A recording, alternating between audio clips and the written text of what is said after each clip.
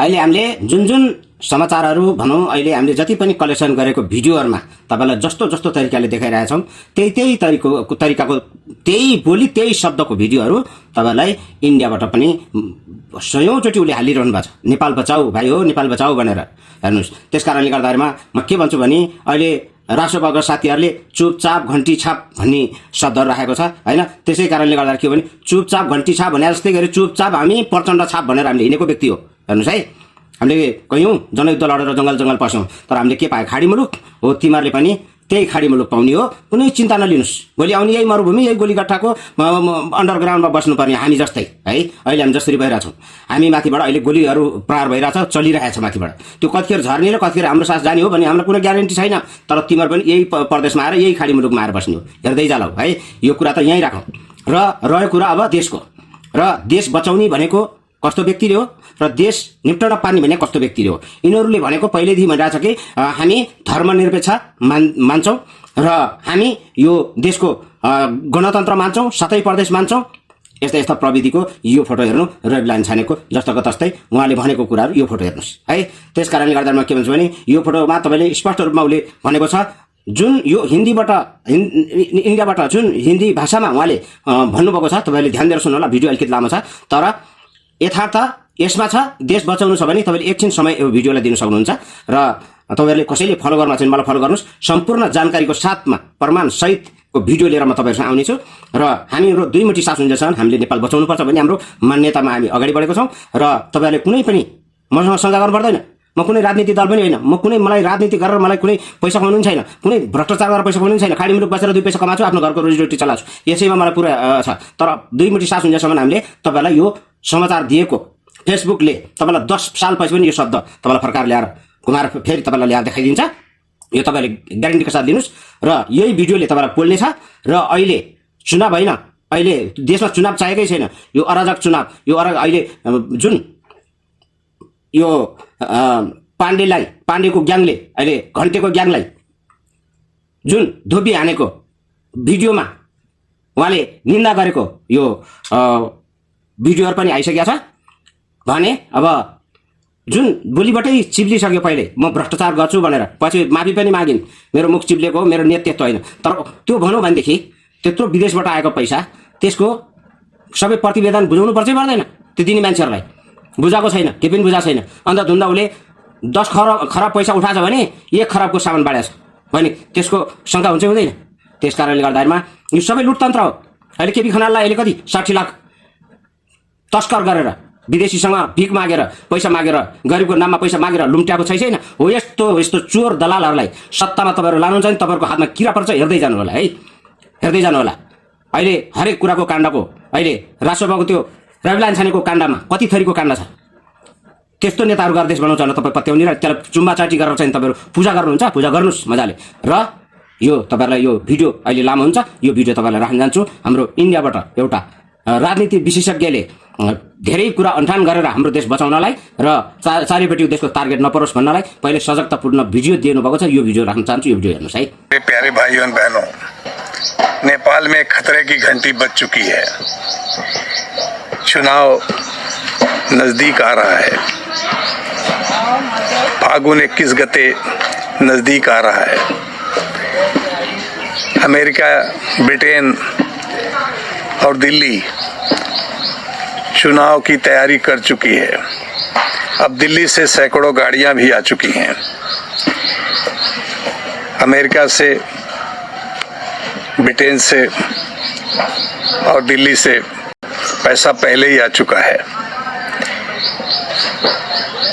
America की CIA, Britain की MI6 और दिल्ली से तमाम साजिशें रची जा चुकी है अपने दलालों को चुनाव जिताने के लिए और सरकार बनाने के लिए। पुरानी पॉलिटिकल पार्टीज अपने पापों में दब चुकी हैं। अपने जो पाप किए, जनता को सताए, जनता को लूटे, देश को लूटे, सत्ता में जो आई पॉलिटिकल पार्टी आई, माले नेपाली कांग्रेस और माओइस्ट, जो अब खाल बदल करके नेपाल कम्युनिस्ट बन गए हैं, सब अपने पापों से दब चुके हैं। उन्हें चुनाव जीतने की कोई उम्मीद नहीं है। लेकिन जो राष्ट्रभक्त नेपाली हैं वो परेशान हैं। जो भी नेपाल को बचाना चाहते हैं, नेपाल की जो चिंता करते हैं, वो नेपाली सब परेशान हैं। नेपाल को कैसे बचाएं? अब नेपाल को बचाने की चिंता करनी है। नेपाल में सरकार बनाने की या चुनाव कराने की कोई चिंता नहीं है। ये तो होता रहेगा। ये चुनाव, ये जो सरकार करा रही है, ये चुनाव भी गैर कानूनी है, ये सरकार भी गैर कानूनी है। एक पार्लियामेंट थी, उसको भंग कर दिया। भंग करके एक गैर कानूनी सरकार बैठ गई, अमेरिकी सरकार बैठ गई। और वो अमेरिकी सरकार पार्लियामेंट का चुनाव जो 2-2.5 साल बाद होना था, 2-2.5 साल पहले करा रही है गैर कानूनी तरीके से। ये गैर कानूनी सरकार कैसे चुनाव करा सकती है? अब तो नेपाल के राष्ट्रभक्तों के सामने सरकार बनाने का नहीं, देश बचाने की चिंता करनी चाहिए। अगर ये अमेरिकी दलाल, विदेशी दलाल आ गए, एमसीसी पहले से सक्रिय है। ओली साहब ने सत्ता में रहते एक बड़ा पाप किया था। उन्होंने एमसीसी को एक अजीब सी शक्ति, पावर दे दी थी। उन्होंने एमसीसी की स्वीकृति के समय उन्होंने एमसीसी को अपनी सुरक्षा की भी जिम्मेदारी दी थी, इसलिए अमेरिकी सेना आके बैठ गई है। एमसीसी का काम शुरू होते ही एमसीसी का जो स्थान दिया गया शुरू में काम करने के लिए, वो 10 जिले हैं जो लुम्बिनी से प्रारंभ होके मुस्तांग चाइना बॉर्डर तक जाते हैं। ये बड़े इंपॉर्टेंट जिले हैं। इसी में यूरेनियम, इसमें धार्मिक क्षेत्र, इसी में सोने के क्षेत्र, ये बहुत कीमती क्षेत्र, कीमती पत्थरों का क्षेत्र इसी जोन में आता है। एमसीसी इसी जोन में आती है और इसी जोन से तिब्बत लिबरेशन की शुरुआत भी करने की इनकी बात है। खंबा विद्रोह इसी के आसपास से शुरू हुआ था। नेपाल के मेरे प्यारे भाइयों बहनों, ये चुनाव नहीं है, नेपाल के विनाश की शुरुआत है। इसमें अमेरिकी दलाल सीधे सत्ता में आ जाएंगे। आप देख रहे हैं अमेरिका ईरान में क्या कर रहा है। पूरा गल्फ, पूरा मिडिल ईस्ट युद्ध का क्षेत्र बन चुका है। राष्ट्राध्यक्ष वहां का मारा जा चुका है, सेना प्रमुख मारा जा चुका है, गृह मंत्री मारा जा चुका है। देख लीजिए अमेरिका। और जहां जहां अमेरिकी अड्डे थे वहां पर भी ईरान ने बमबारी की है। आपका तो देश सीधा युद्ध क्षेत्र बनेगा आगे आने वाले समय में। मेरे प्यारे भाइयों बहनों, ये चुनाव जीतने की, अपनी सरकार बनाने की बात नहीं है। ये नेपाल राष्ट्र को बचाने की चिंता करनी चाहिए।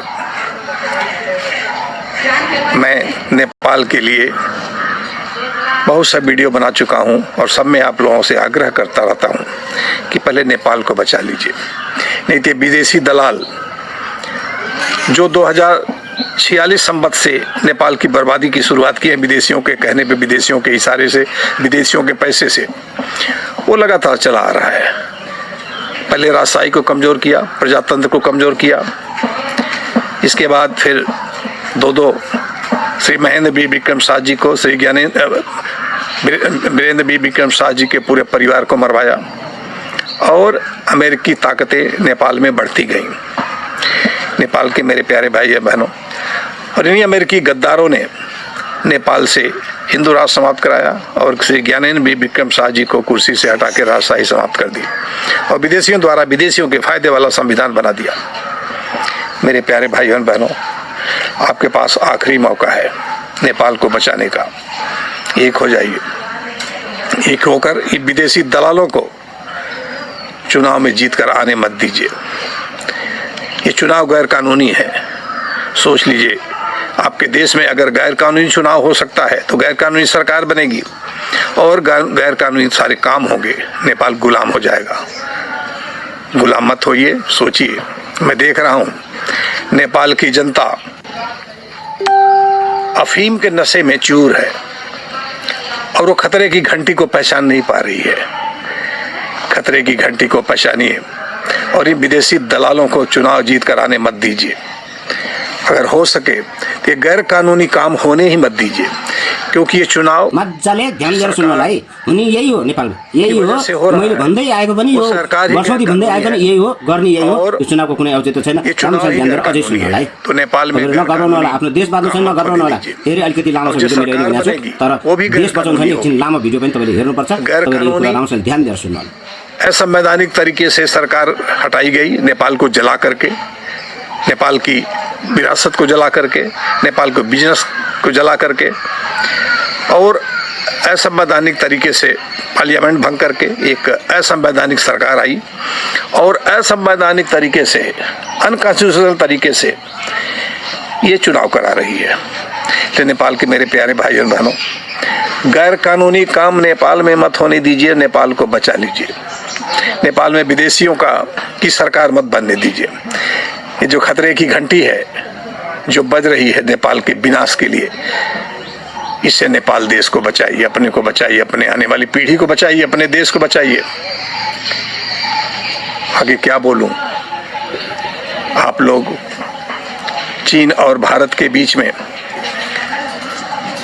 पश्चिम अमेरिका और ब्रिटेन, वेटिकन और चर्च की साजिश के शिकार हो गए हैं। इसमें दक्षिण भी आपका साथ नहीं दे रहा है। वो भी चाहता है कि अमेरिका की पिट्ठू सरकार, जो दिल्ली में खुद अमेरिका की पिट्ठू सरकार बैठी है, जो दिल्ली में खुद अमेरिका की पिट्ठू सरकार में बैठे हैं, वो चाहते हैं कि नेपाल भी अमेरिका का गुलाम हो जाए, नेपाल टूट जाए, नेपाल में ही तिब्बत बन जाए और नेपाल की जो संपत्ति है वो लूट ली जाए। यूरेनियम, सोना, पेट्रोलियम, माइंस, मिनरल्स, कीमती पत्थर सब लूट लिए जाए। मेरे प्यारे भाइयों बहनों, आप लोगों से मैं लगातार आग्रह कर रहा हूँ, आगे भी करता जाऊंगा कि आप लोग नेपाल को बचा लीजिए। मैं देख रहा हूँ पूरा नेपाल अफीम के नशे में है। जिस तरह से ये विदेशी दलाल, अमेरिकन दलाल खतरे की घंटी को नहीं पहचान पा रहे, खतरे की घंटी के साथ चल रहे हैं, नेपाल का विनाश निश्चित है। मेरे प्यारे भाइयों बहनों, आज इतना ही कहना था। जय नेपाल, जय भारत, नमस्कार, धन्यवाद।